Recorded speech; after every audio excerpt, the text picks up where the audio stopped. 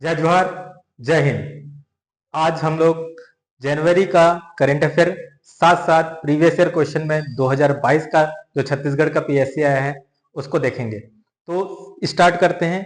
पहला क्वेश्चन जो है, जो यूरेनियम लिथियम मिला है, लास्ट ईयर लिथियम के लिए एक जगह बहुत ज्यादा फेमस था और वो इंडिया में मिला था और उसके कारण भारत का जो जियो पॉलिटिकल सिग्निफिकेंस है बहुत ज्यादा बढ़ गया था। इसी कारण 15 दिन के अंदर यूनाइटेड स्टेट का सेक्रेटरी ऑफ स्टेट आ गया था।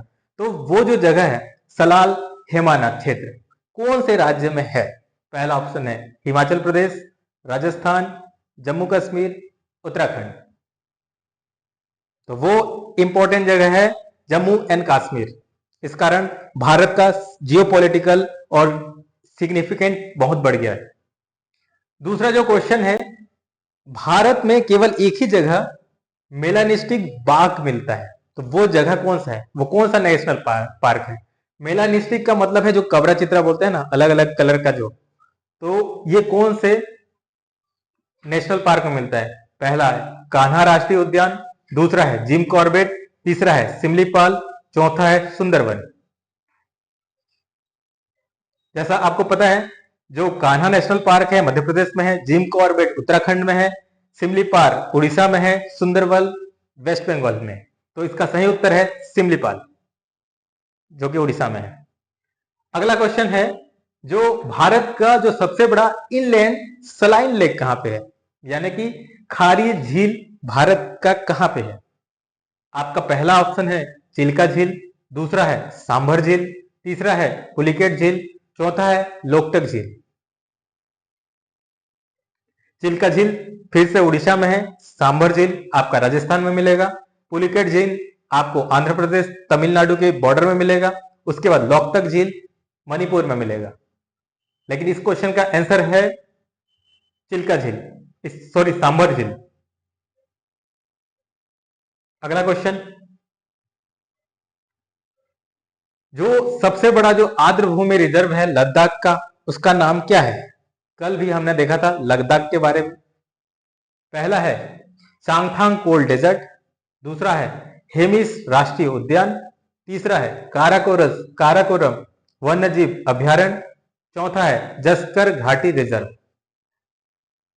तो सबसे लार्जेस्ट वेटलैंड रिजर्व लद्दाख का सही उत्तर है चांगथांग कोल्ड डेजर्ट।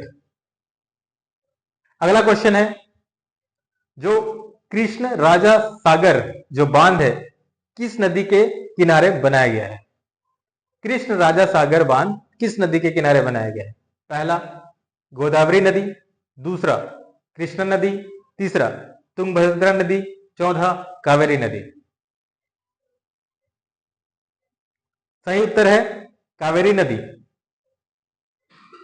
अगला क्वेश्चन है, जो कर्बी जनजाति लास्ट ईयर न्यूज में था वो कौन से राज्य से जुड़े हुए हैं? तो आपको पता रहना चाहिए कौन कौन सा जनजाति है जो जुड़े न्यूज में रहते हैं। ठीक है, पहला ऑप्शन है मेघालय, दूसरा है असम, तीसरा है मणिपुर, चौथा है त्रिपुरा। नॉर्थ ईस्ट के जनजाति अभी बहुत ज्यादा फेमस है, बहुत ज्यादा न्यूज में आ रहे हैं। अलग अलग जाति के बीच जो जनजाति के बीच जो कॉन्फ्लिक्ट हो रहे हैं मणिपुर में देखने के लिए मिल रहा है, त्रिपुरा में, मिजोरम के बॉर्डर में। तो आपको पता रहना चाहिए इस टाइप का जो ट्राइब के से रिलेटेड यहां से क्वेश्चन पूछा जा सकता है। लेकिन इस क्वेश्चन का जो आंसर है वो है असम। अगला क्वेश्चन है, कृष्ण गोदावरी बेसिन कहां पे है? केजी बेसिन, जिसमें हम लोग को पता चला है कि जो गैस के बहुत सारे भंडार हैं वो कौन से राज्य में लोकेटेड है? पहला है आंध्र प्रदेश, दूसरा है गुजरात, तीसरा है तमिलनाडु, चौथा है उड़ीसा। सही उत्तर है आंध्र प्रदेश। अगला क्वेश्चन, डेजर्ट नेशनल पार्क कहां स्थित है? Desert national park last year बहुत ज्यादा न्यूज में था। स्टेट है राजस्थान, गुजरात, मध्य प्रदेश, महाराष्ट्र। ये क्वेश्चन बहुत ही आसान है। डेजर्ट कहां पे है? थार डेजर्ट कहां पे है? राजस्थान। तो उसी के नाम पे एक नेशनल पार्क भी है, तो आंसर हो जाएगा राजस्थान। अगला क्वेश्चन, जो असर का एक सर्वे रिपोर्ट आता है, हर साल आता है, वो जो रिपोर्ट है कौन सा ऑर्गेनाइजेशन इसको पब्लिश करता है? वैसे असर का फुल फॉर्म है annual state of education report. NITI Aayog option A, option दो Pratham foundation, option C ministry of education और लास्ट है यूनेस्को। सही उत्तर है प्रथम फाउंडेशन।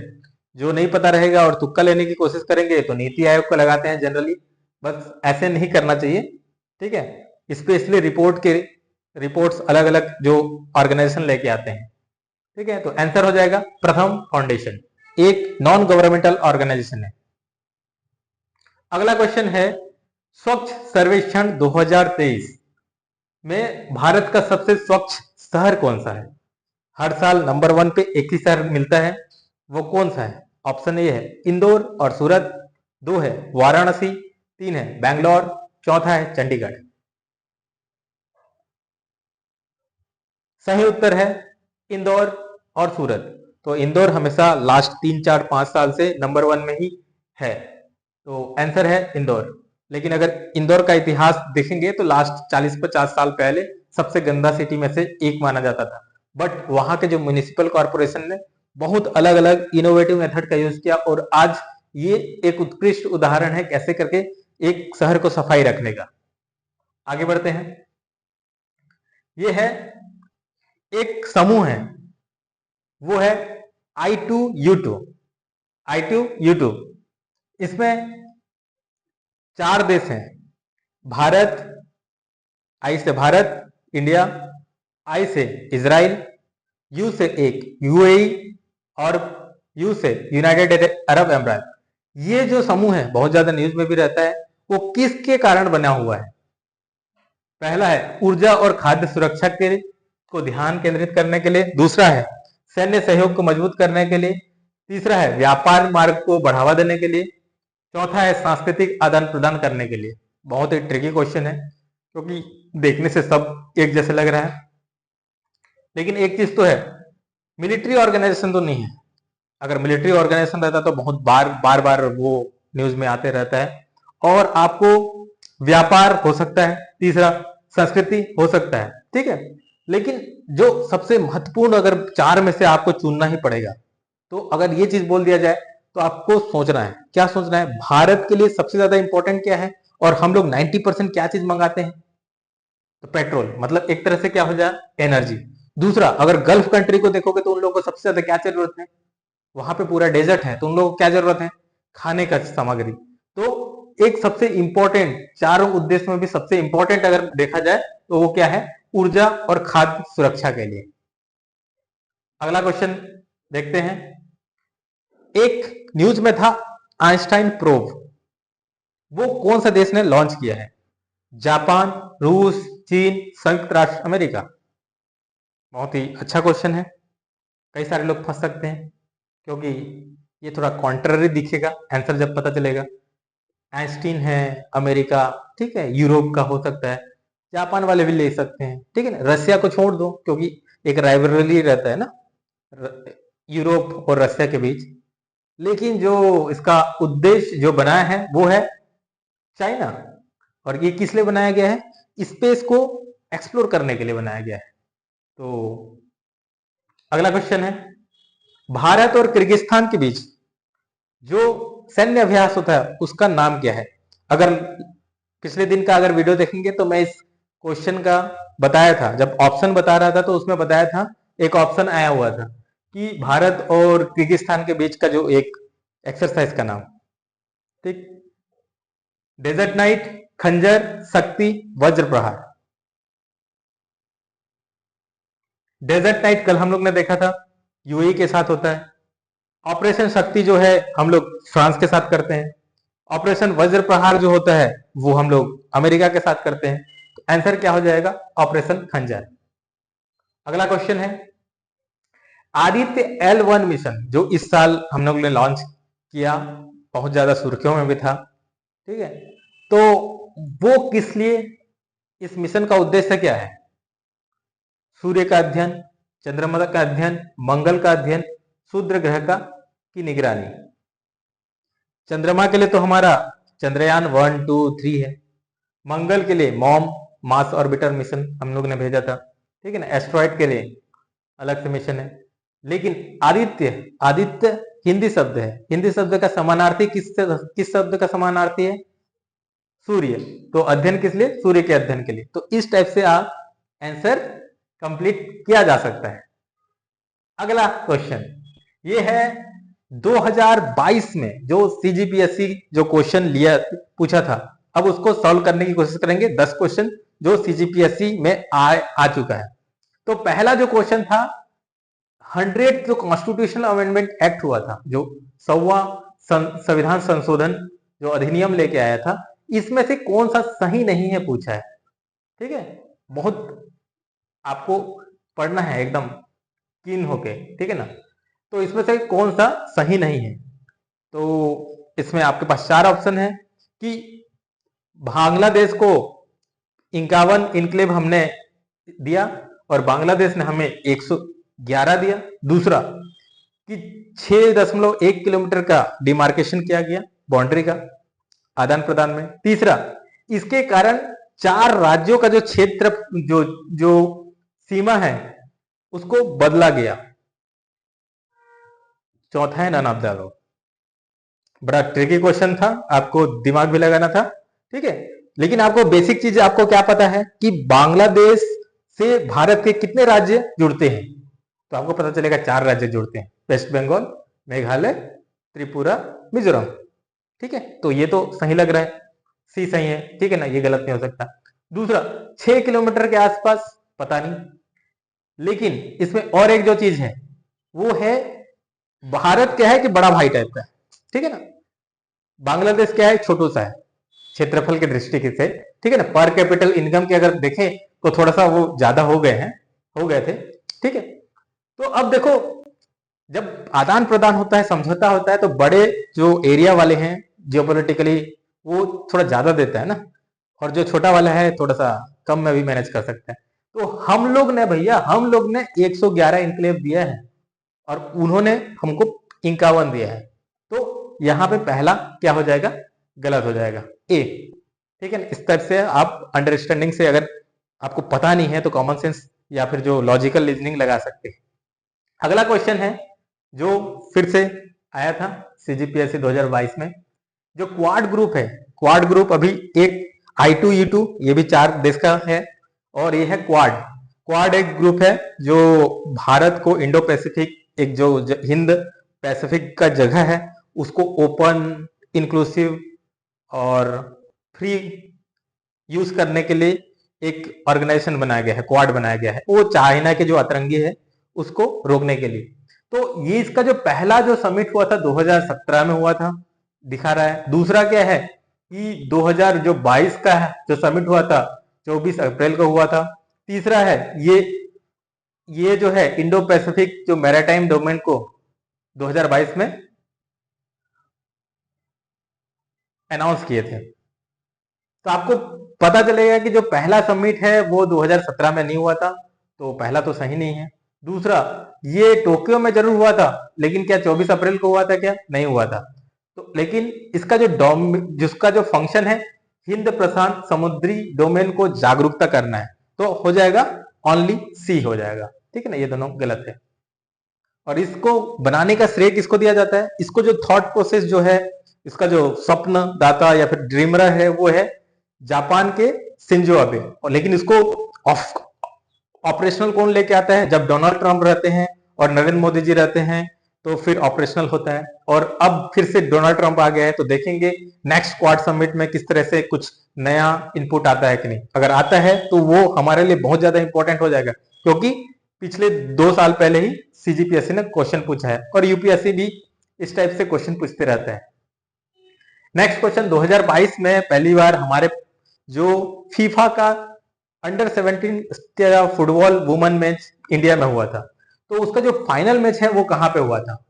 ऑप्शन है कलिंगा स्टेडियम भुवनेश्वर में, दूसरा है पंडित जवाहरलाल नेहरू स्टेडियम मडगांव में, तीसरा है DY पाटिल स्टेडियम नई मुंबई में, और नन ऑफ द अबव।